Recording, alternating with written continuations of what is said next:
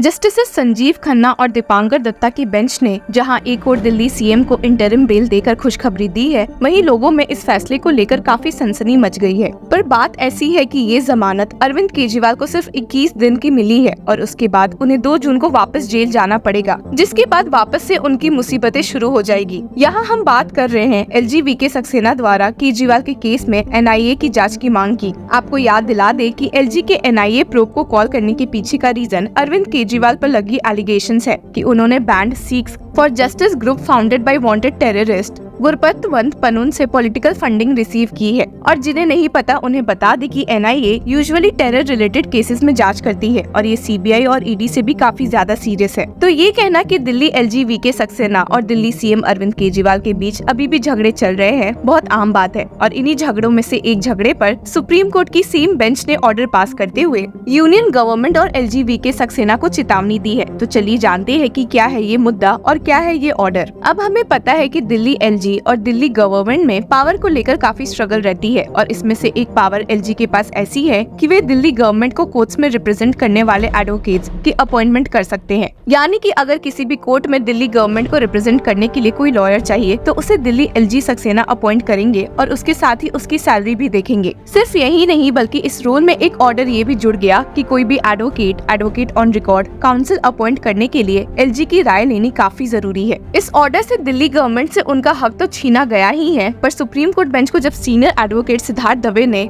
Delhi government की ओर से मौजूद होते हुए बताया कि इस केस में लॉयर्स की पास्ट केसेस की फीस अभी तक पेड नहीं है, तो सुप्रीम कोर्ट बेंच चौंक गई ये सुनकर। यहाँ पर सीनियर एडवोकेट सिद्धार्थ दवे ने सुप्रीम कोर्ट बेंच से इंटरिम अरेंजमेंट की मांग की और सवाल रखते हुए पूछा, how will the Delhi government be supposed to defend itself if its lawyers bills are held up? The issue arose only in context of litigation initiated by the Delhi government against the union. हालांकि justice Khanna इस point पर एक interim order pass करने के लिए राजी नहीं दिखे और हियरिंग थोड़ी और इंटेंस हो गई जब सॉलिसिटर जनरल तुषार मेहता भी कोर्ट में मौजूद थे। जस्टिस संजीव खन्ना ने SG तुषार मेहता को एड्रेस करते हुए कहा, just check up on the bills, they have to be cleared, don't make it a prestige issue, otherwise lawyers will sue Delhi government, make the LG a party as well. हालांकि senior advocate Siddharth Dave काफी गुस्सा थे और फटकारते हुए कहा, this is only in a case where they are contesting against the union, so we are to contest against the union, they will sit over the bills over the lawyers who have to appear for them. How can that be? They are tying our hands. इस point पर justice Sanjeev Khanna ने वापस से solicitor general Tushar Mehta को कहा, clear the bills, bills can not be held any more. यहाँ पर justice Sanjeev Khanna को एक जवाब देते हुए सॉलिसिटर जनरल तुषार मेहता ने कहा, it will be examined, please have it next week. इस पॉइंट पर सुप्रीम कोर्ट बेंच ने नोटिस भी किया कि सेंटर ने इस केस में अभी तक अपना रिप्लाई नहीं फाइल किया है और ये देखते हुए जस्टिस संजीव खन्ना ने ऑर्डर देते हुए कहा, I am keeping it in July but you do it at your own, जिसके साथ ही ये हियरिंग समाप्त हुई। आपको बता दें कि इस केस में आम आदमी party had challenged the order of August 10, 2017 passed by the Ministry of Home Affairs MHA and 2 orders issued by the LG office on April 28,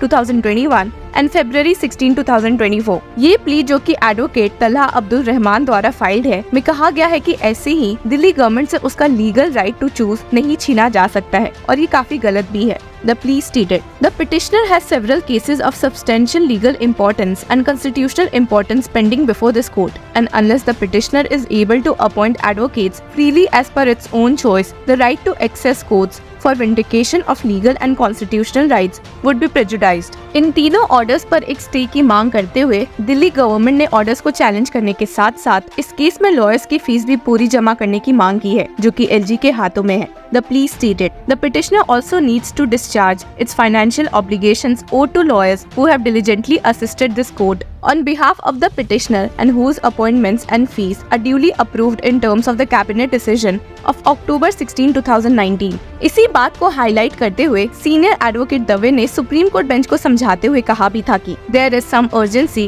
as there are cases we are contesting against the sender. How do we defend ourselves if fees are not paid? The petitioner is being forced to choose from a specified pool of advocates, curtailing our choice of lawyers. Even in limited situations, when we can choose outside of the pool, the same has to be with the concurrence of the center, which is the opposite party in our litigation. आपको बता भी दे कि इस case की last hearing के दौरान justice Sanjeev Khanna ने hint किया था कि दिल्ली गवर्नमेंट द्वारा लाया गया ये न्यू प्ली भी उनके उस प्ली के साथ ही कनेक्टेड है इन विच GNCTD has challenged against the 2023 amendment to the Government of National Capital Territory of Delhi Act, which among other things takes away the powers of the Delhi government to control the civil servants operating within its jurisdiction। और वहीं last hearing में Delhi government की ओर से मौजूद senior advocate दीवान ने supreme court bench को समझाते हुए कहा भी था कि ये एक काफी प्रेसिंग मैटर है और खुद का काउंसिल चुनना एक फंडामेंटल राइट है जो कि ऐसे दबाया नहीं जा सकता है and stated this is a pressing issue on a day to day basis. We will require some interlocutory orders also. The lawyers need to be paid. Video की शुरुआत में हमने आपको कहा था कि इस साल भी LG ने ऑर्डर्स को मॉडिफाई करते हुए एक्स्ट्रा पावर्स ले ली थी और आपको बता दे कि दिल्ली LG के इस ऑर्डर में स्टेटेड था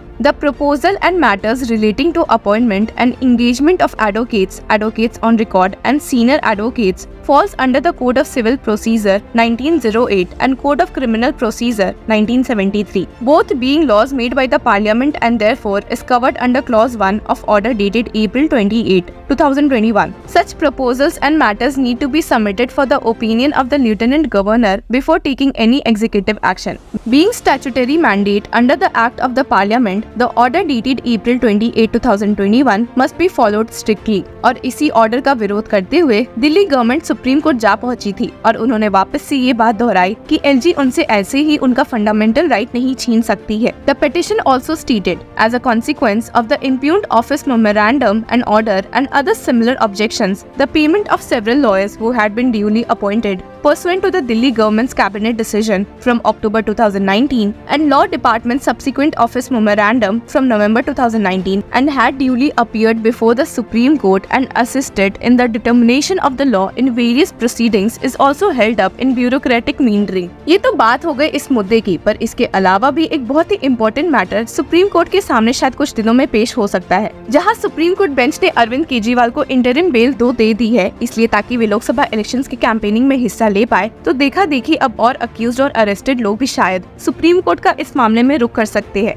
और इसमें से एक ऐसा ही केस अब आ भी चुका है जो सॉलिसिटर जनरल तुषार मेहता ने पिछले हियरिंग में सुप्रीम कोर्ट बेंच को बताया भी था। यहाँ हम बात कर रहे हैं रेडिकल सेपरेटिस्ट अमृतपाल सिंह की, who has now sought a bail from the Punjab and Haryana High Court to contest in the election। इसी को ध्यान में रखते हुए सॉलिसिटर जनरल तुषार मेहता ने सुप्रीम कोर्ट से रिक्वेस्ट भी की थी कि वे ऐसा ऑर्डर ना पास करे and stated there is no precedent available to assist the court in such a case. हालांकि इस बात का पलट जवाब देते हुए सुप्रीम कोर्ट बेंच ने SG तुषार मेहता को कह दिया था कि ये दोनों अलग मामले हैं। The court further told the SG that there is not straight-jacket formula in such a case. Thus, the apex court proceeded to grant an interim bail to Arvind Kejriwal till June 1 for election campaigning। जिन्हें नहीं पता उन्हें बता दे कि Amritpal Singh is a separatist who has been detained since April 23, 2023 under the strict National Security Act, is said to be running as an independent candidate for Punjab's Khadur Sahib Lok Sabha in the 18th Lok Sabha elections. Singh is currently in jail in Assam in the custody of the National Security Agency।